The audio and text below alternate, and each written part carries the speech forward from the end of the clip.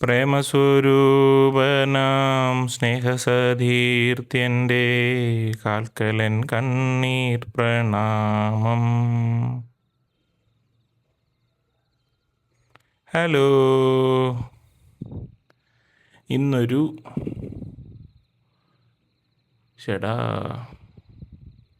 ഇന്നൊരു ഓർമ്മകഥയാണ്. 8-10 കൊല്ലം മുമ്പാണ്, കൃത്യമായി പറഞ്ഞാൽ 2016.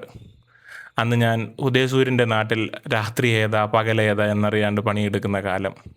മാനസികമായ പല പ്രശ്നങ്ങളും സംഘർഷങ്ങളും മല്ലിട്ട് ജീവിതം മുന്നോട്ട് പോകുമ്പോൾ മരുഭൂമിയിലെ വെള്ളപ്പൊക്കം എന്ന പോലെ എൻ്റെ സുഹൃത്ത്, ഇന്നത്തെ ഭാഷയിൽ പറഞ്ഞാൽ ചങ്ക്, ജപ്പാനിൽ ലാൻഡ് ചെയ്തു. അവനും എൻ്റെ അതേ അപ്പാർട്ട്മെൻറ്റിൽ, എൻ്റെ തൊട്ടടുത്ത മുറിയിൽ. നല്ല ഒന്നാന്തരം അനന്തപുരത്തുകാരൻ, ആറ്റുകാലമ്മയുടെ നെയ്ബർ. ഞങ്ങളുടെ സൗഹൃദം തുടങ്ങുന്നത് 2014 ജൂൺ 21 നമ്മുടെ സ്വന്തം തിരുവനന്തപുരത്ത് വെച്ച്. അന്ന് അവൻ എൻ്റെ ജീവിതത്തിലേക്ക് ഒരു സുന്ദര കുട്ടപ്പനായി എക്സിക്യൂട്ടീവ് ലുക്കിൽ ഓടി വന്നിടിച്ച് കയറിയവനാണ്, ഒരു കിതപ്പോടു കൂടിയ ഹലോയുമായി. ആ കഥ പിന്നീട് ഒരവസരത്തിൽ പറയാം. ഇപ്പം ബാക്ക് ടു ജപ്പാൻ. ഞങ്ങൾക്ക് രണ്ടുപേർക്കും ലോകത്തിലെ മുന്തിയ ആഡംബര കാർ നിർമ്മാണവുമായി ബന്ധപ്പെട്ട ജോലിയാണ്. എനിക്ക് കാറിലെ ഇൻഫോർടൈൻമെൻറ്റ്സ്, അതായത് ഡിസ്പ്ലേ ഇല്ലേ, അതിൻ്റെ സോഫ്റ്റ്വെയർ ഡെവലപ്മെൻറ്റും അവൻ അതിൻ്റെ ടെസ്റ്റിങ്ങുമാണ്. Yes, we are doing a car. ആളൊരു മാരക ടെസ്റ്ററാണ്. ആവശ്യമില്ലാത്തടത്തു പോലും അനാവശ്യമായ സ്ട്രെസ് ടെസ്റ്റ് നടത്തി ഡിസ്പ്ലേ സിസ്റ്റത്തെ പേടിപ്പിച്ച് ക്വാളിറ്റി ഉറപ്പാക്കുന്നവൻ. ഭീകരനാണവൻ. ഏതാണ്ട് കഴിഞ്ഞ ഒരാഴ്ചയായി എനിക്ക് പതിച്ച് നൽകിയ ഒരു വലിയ ബഗ്ഗിൻ്റെ ടിക്കറ്റ് ഞാൻ അനലൈസ് ചെയ്ത് ഫിക്സ് ചെയ്തു. സിമ്പിളായി പറഞ്ഞാൽ, വണ്ടിയുടെ ഡിസ്പ്ലേ സിസ്റ്റത്തിലുണ്ടായ ഒരു പ്രോബ്ലം ഞാൻ അനലൈസ് ചെയ്ത് ഫിക്സ് ചെയ്ത് സോൾവ് ചെയ്തു. അതിന് ടെസ്റ്റ് ചെയ്യണം. കൂടെയുള്ളവരൊക്കെ ഒരു ദിവസം 7-8 ബഗ് ഫിക്സ് ആക്കുമ്പോൾ ഞാൻ ഒരു ബഗും കൊണ്ട് ഒരാഴ്ച ഇരുന്നു. അതിനുള്ള പട്ടും വളയും എനിക്ക് ഓൾറെഡി കിട്ടിയായിരുന്നു. ആ വളയുടെ തിളക്കത്തിലും ഞാൻ ആ ബഗ് ഫിക്സ് ആക്കി. അതാണ്. എന്തു ചെയ്യാം, എൻ്റെ കൈ ഇച്ചിരി വലുതായിപ്പോയി. അതുകൊണ്ട് പിടിക്കുന്ന വള്ളികൾ എന്നും വലുതായിരുന്നു. അത് കാലങ്ങളായിട്ട് അങ്ങനെ. റിച്ച് മാൻ റിച്ച് പ്രോബ്ലംസ്. ആ ദിവസം രാവിലെ തന്നെ ഫിക്സ് ചെയ്തത് ടെസ്റ്റ് ചെയ്യാൻ ഞാൻ ചങ്കിനെ ഏൽപ്പിച്ചു. ആൾ തിരക്കുള്ള ടെസ്റ്റർ ആയതുകൊണ്ട് രാവിലെയും ഉച്ചയ്ക്കും വൈകിട്ടും എല്ലാം ഞാൻ അവനെ ഓർമ്മിപ്പിച്ചു. അപ്പോഴെല്ലാം അവൻ ഇല്ല, ടെസ്റ്റ് ചെയ്തില്ല എന്നായിരുന്നു മറുപടി. ഈ മാക്രി ഇപ്പം ടെസ്റ്റ് ചെയ്തരാ എന്നും പറഞ്ഞ് വെളുപ്പിനെ കയറിയതാ. ഇവന്മാർ ഈ ടെസ്റ്റർമാർക്ക് ഒരു കറുത്ത ഗുഹയുണ്ടായിരുന്നു അവിടെ. അതിൻ്റെ അകത്തോട്ട് സന്ധ്യ കഴിഞ്ഞു. ഉദയസൂര്യൻ പണി അവസാനിപ്പിച്ച് കൂട്ടിക്കയറി. ഇന്നെങ്കിലും പണി തീർത്ത നിർവൃതിയിൽ നേരത്തെ വീട്ടിൽ പോയി ഇച്ചിരി അരിഷ്ടവും കുടിച്ച് കിടന്നുറങ്ങാമെന്ന എൻ്റെ പ്ലാൻ ആ സാമദ്രോഹി അപ്പാടെ നശിപ്പിച്ചു. സമയം രാത്രി ഏതാണ്ട് 7:30 കഴിഞ്ഞു. ഓഫീസിലെ സെക്യൂരിറ്റിയൊക്കെ വന്ന് ലൈറ്റ് ഓഫാക്കി തുടങ്ങി. എൻ്റെ ക്ഷമയാണേൽ നശിച്ചും തുടങ്ങി. അവസാനം ഞാൻ തീരുമാനിച്ചു, ആ ടെസ്റ്റിംഗ് സിംഹത്തെ അവൻ്റെ ഗുഹയിൽ തന്നെ ചെന്ന് നേരിട്ട് കാണാം. ഗുഹയിലെത്തി ഞാൻ പ്രതീക്ഷയോടെ അവനോട് ചോദിച്ചു, അളിയ, ടെസ്റ്റ് പാസ്സല്ലേ? അന്നേരം അവൻ, ലൂസിഫറിൽ സ്റ്റീഫൻ നമ്മൾ ഉദ്ദേശിച്ച ആളല്ല സാർ എന്ന് പറയുമ്പം ലാലേട്ടൻ ഒരു തല്ലുകൊള്ളിയെ തോളത്തിട്ടുകൊണ്ട് ഇങ്ങനെ തിരിഞ്ഞു നോക്കി പോകത്തില്ലേ, അതുപോലൊരു നോട്ടം. എന്നിട്ട് അവൻ പറയുക, ഞാൻ മെയിൽ അയച്ചല്ലോ, പാസ്സല്ല, ഫെയിൽ, പൊട്ടി, ഇഷ്യൂ പൊട്ടി. ഞാൻ തളർന്ന് തരിപ്പൺ പോകുകയാണ്. എൻ്റെ ഒരാഴ്ചത്തെ കഷ്ടപ്പാട് അവൻ വിഫലമാക്കി. എൻ്റെ മനസ്സിലൂടെ എനിക്ക് കിട്ടിയ പട്ടും വളയുടെ തിളക്കവും നാണക്കേടും പേടിയും വേറെ എന്തൊക്കെയോ കൂടെ ഇരച്ചു കയറി വന്നു. എൻ്റെ ചെവിയൊക്കെ ചുമന്നു. ഞാൻ അവനോട് ഒന്നുകൂടി ടെസ്റ്റ് ചെയ്ത് കാണിക്കാൻ പറഞ്ഞു. അവൻ ഉടൻ തന്നെ അവിടെ ഇരുന്നതും അപ്പുറത്തിരുന്നതുമായ സകല ഡിസ്പ്ലേയുടെയും പിന്നെ വേറെ എന്തിൻ്റെയൊക്കെയോ കുറേ സ്വിച്ച് പിടിച്ച് ഞെക്കി. അപ്പോൾ തന്നെ പെരുന്നാളിന് മാല ബൾബിട്ട കണക്ക് കുറേ ലൈറ്റ് മിന്നി കത്തുന്നു. CD ഇറങ്ങുന്നു, കയറുന്നു. പീഡനം സഹിക്കാനാവാണ്ട് ഡിസ്പ്ലേയുടെ കൂളിംഗ് ഫാൻ ഒച്ചത്തിൽ നിലവിളിച്ച് കരയുന്നു.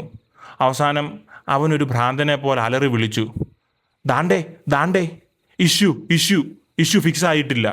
ഞാൻ എൻ്റെ കയ്യിലിരുന്ന പേപ്പറിലെ ഇഷ്യൂ റീപ്രൊഡക്ഷൻ സ്റ്റെപ്സ് ചൂണ്ടിക്കാണിച്ചിട്ട്, നീ ഈ ചെയ്തതൊന്നും ഇതിൽ ചെയ്യാൻ പറയുന്നില്ലല്ലോടാ, പിന്നെ എന്തിനാ അതിനെ ഇങ്ങനെ പീഡിപ്പിക്കുന്നതെന്ന് ചോദിച്ചപ്പം അവൻ തനി ടെസ്റ്റർമാരുടെ ഭാഷയിൽ എന്താണ്ട് പറഞ്ഞു. സർവ്വ കൺട്രോളും പോയ ഞാൻ കയ്യിലിരുന്ന പേപ്പർ ചുരുട്ടിക്കൂട്ടി അവന് നേരെ എറിഞ്ഞിട്ട് മുഖം തിരിഞ്ഞങ്ങ് നടന്നു.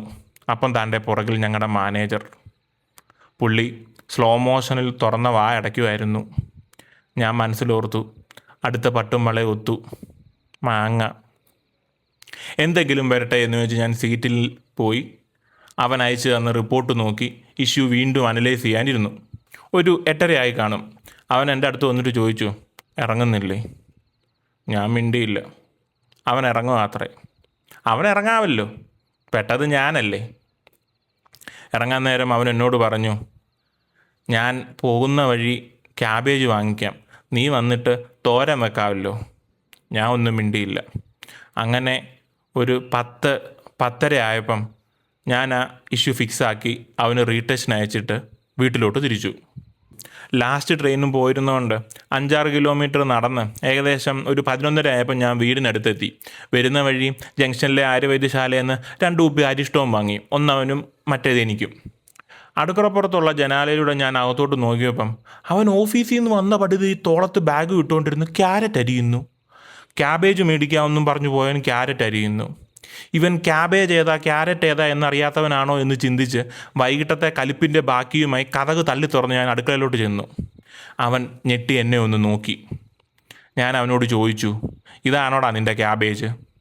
അവൻ ഞെട്ടി തുറന്ന കണ്ണുകൾ മുറുക്കി അടച്ച് തുറന്നിട്ട് എന്നോട് പറഞ്ഞു, കടക്കാരൻ ചതിച്ചടാ. ഞാൻ ക്യാബേജ് വാങ്ങി, പക്ഷേ അതിനകത്തൊന്നുമില്ലായിരുന്നു. ദാ നോക്ക് എന്ന് പറഞ്ഞ് ഒരു പ്ലാസ്റ്റിക് കവർ എടുത്ത് എൻ്റെ നേരെ നീട്ടി. ആ കവറ് കണ്ട ഞാൻ ഞെട്ടി. ഒരു കവറ് നിറയെ ക്യാബേജ് പൊളിച്ചിട്ടേക്കുന്നു. വീണ്ടും തകർന്ന് കസേരയിലിരുന്ന എന്നെ നോക്കി അവൻ പറഞ്ഞു, ഇത് നമുക്ക് നാളെ തിരിച്ചു കൊടുക്കാമടാ, എന്നിട്ട് കാശ് തിരിച്ചു മേടിക്കണം. ഞാനിത് ഫുൾ പൊളിച്ചു നോക്കിയടാ, അതിനകത്ത് ഒന്നുമില്ലായിരുന്നു. ഇങ്ങനെ മനുഷ്യരെ പറ്റിക്കാമോ? ഞാൻ ഒന്നുകൂടെ തകർന്നു. അന്ന് എനിക്ക് 2 കാര്യം മനസ്സിലായി. അറിയാവുന്നവരാണേൽ 2 തട്ട് കൂടുതൽ കിട്ടും എന്ന് പറയുന്നത് വെറുതെ അല്ല. വർഷങ്ങൾക്കിപ്പുറം തിരിഞ്ഞു നോക്കുമ്പോൾ അന്ന് ഫിക്സ് ചെയ്ത ബഗ് ഞാൻ മറന്നു. പക്ഷേ ക്യാബേജ് പൊളിച്ചു നോക്കി അതിനുള്ളിൽ ഒന്നുമില്ല എന്ന് അവൻ ലോകത്തോട് വിളിച്ചു പറഞ്ഞത് ഇന്നും ചിരിപ്പിക്കുന്ന ഒരു നല്ല ഓർമ്മയായി തുടരുന്നു. ഇരുട്ടിനിയും ബാക്കിയുണ്ട്, ഇനിയും വരാം. ശ്രോതാക്കളുടെ അഭ്യർത്ഥന മാനിച്ച് ഈ ലക്കവും മണ്ടത്തരങ്ങൾ ഉൾപ്പെടുത്തിയിട്ടുണ്ട്. സന്തോഷിച്ചാട്ടെ. ഇത് എവിടെയാണത്? മൗസ് പോയിന്റർ കാണുന്നില്ല, കാര്യം നിർത്തൂ. ഹലോ, മൗസ് പോയിന്റർ, മൗസ് ഇത് വേറെ എവിടെയാണത്? കിട്ടി, റെക്കോർഡ് ആകുന്നുണ്ടോ? സീൻ നമ്പർ ടേക്ക് 2 പേപ്പറിലെ ഇഷ്യൂ റീപ്രൊഡക്ഷൻ സെറ്റ് ചൂണ്ടി കാണിച്ചിട്ട് കട്ടി. Scene 9 take 3. ഞാൻ എൻ്റെ കയ്യിലിരുന്ന പേപ്പറിലെ ഇഷ്യൂ റീപ്രൊഡക്ഷൻ സെറ്റ് ചൂണ്ടി കാണിച്ചിട്ട് വീണ്ടും എന്ത് കാണിച്ചിട്ട് കാണിച്ചിട്ട്. Scene 9 take 4. ഞാൻ എൻ്റെ കയ്യിലിരുന്ന സീരിയസ് ആണോ? Scene 9 take 5. Scene 9 take 6. ഞാൻ എൻ്റെ കയ്യിലിരുന്ന പേപ്പറിലെ ഇഷ്യൂ റീപ്രൊഡക്ഷൻ. Scene 9 take 7. ഞാൻ എൻ്റെ കയ്യിലിരുന്ന പേപ്പറിലെ ഇഷ്യൂ റീപ്രൊഡക്ഷൻ സെറ്റ് ചൂണ്ടി കാട്ടി